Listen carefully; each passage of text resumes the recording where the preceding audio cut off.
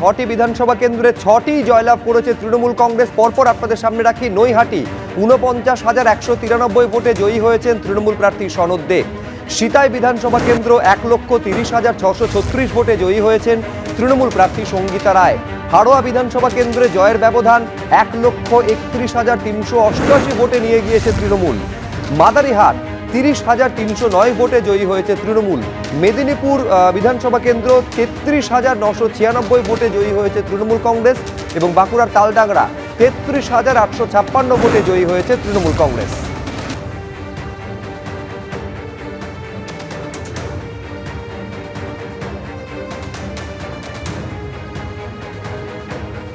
এই 6টি বিধানসভা কেন্দ্রের উপনির্বাচনে যেমন ভরাডুবি হয়েছে বিজেপির, তেমনি কংগ্রেস এবং বামেদের ফলও হতাশাজনক হয়েছে। এটা মাথায় রাখতে হবে যে এই 6টিতেই বাম এবং কংগ্রেস আলাদা আলাদাভাবে প্রতিদ্বন্দ্বিতা করেছিল।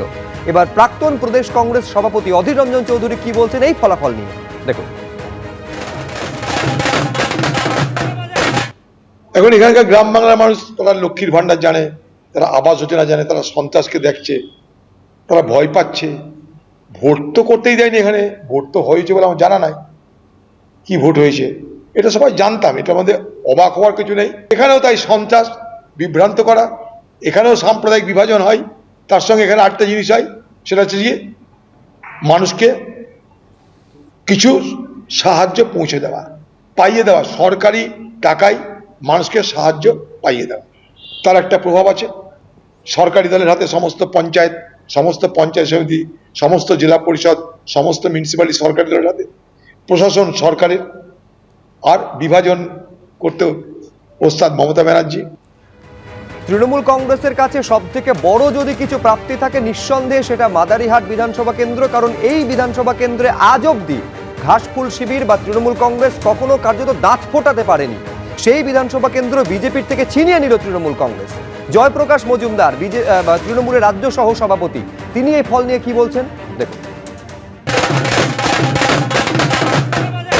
মাদারিহাটে চা বাগান সমৃদ্ধ জায়গা, সেই চা বাগানের জন্য তাদের কর্মীদের জন্য মমতা বন্দ্যোপাধ্যায় যে প্রকল্প এনেছে, একই সঙ্গে দেখতে হবে যে বিজেপি যে মিথ্যে বারবার তাদের আশ্বাস দিয়েছে, এবং আমি বলবো একদিক থেকে রাজনৈতিক প্রতারণা চা বাগান এর যারা শ্রমিক তাদের প্রতি, সেই সমস্ত কিছু প্রতিফলন হয়েছে।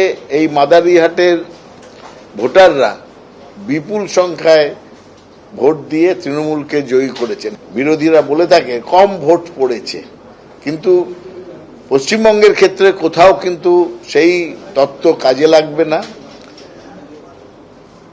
এবং এই প্রসঙ্গে দেখবেন যারা বিজেপি তো হেরেইছে, উল্টো দিকে সিপিএম এবং কংগ্রেস বা আইএসএফ এইসব সহযোগী ছোটখাটো যেসব দল, তারা প্রায় নিশ্চিহ্ন হয়ে গেছে। দেখুন, অনেকেই প্রশ্ন তুলছেন যে মাদারিহাট বিধানসভা কেন্দ্র বিজেপির হাতছাড়া হলো কেন? বিজেপির অন্দরের বিবাদ কি এই ফলাফলের জন্য অন্যতম বড় কারণ?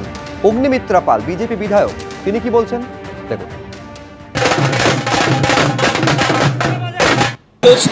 জন বার্লার মধ্যে যে কনফ্লিক্ট, এই মাদারিহাটের হেরে যাওয়ার পিছনে এটা কিছু কারণ কারণ হতে পারে, মানে সেটা সেটা মানে সেই কারণের জন্যই যে আমরা পরাজিত হয়েছি সেটা বলা যাবে না। ইট মাইট বি ফিউ পার্সেন্টেজ আর কি, বাট দ্যাটস প্রবাবলি ওটা একটা ইস্যু হতে পারে, কিন্তু সেটার জন্য আমাদের পরাজয় হয়েছে সেটা নয়। এটা কমপ্লিটলি সন্ত্রাস।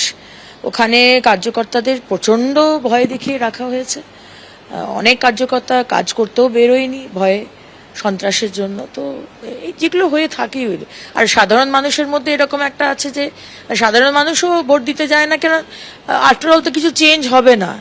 মমতা ব্যানার্জিকেও 26-এর আগে সরানো যাবে না, সুতরাং আমায় ভোট দেওয়া না দেওয়াটা খুব একটা কিছু এসে যাবে না, এইটাই মাইন্ডসেটটা বেশিরভাগ মানুষের মধ্যে থাকে। এইটা তো সরকার চেঞ্জ হচ্ছে না, সুতরাং আমি শুধু গিয়ে আমি কেন কনফ্রন্টেশন নেব টিএমসির পাড়ার লোকেদের এগেনস্টে গিয়ে, আমি কি দরকার আমার, ও 26-এ দেখা যাবে, এরকম একটা মাইন্ডসেট চলে।